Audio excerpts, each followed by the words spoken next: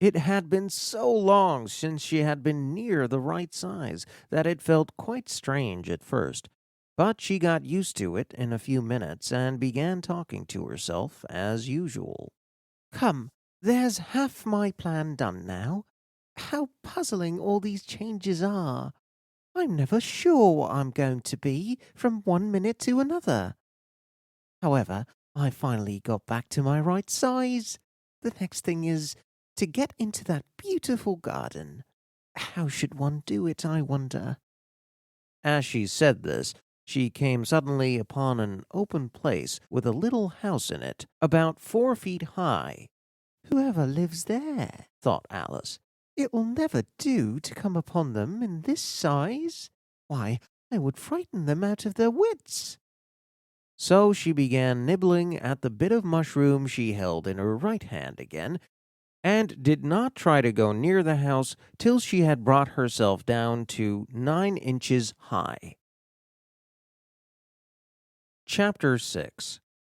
Pig and Pepper.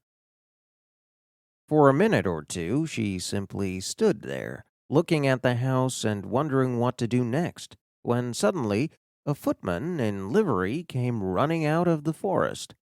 She thought he was a footman because he was in livery. Otherwise, judging by his face only, she would have called him a fish, and knocked loudly at the door with his knuckles. It was opened by another footman in livery, with a round face and large eyes like a frog.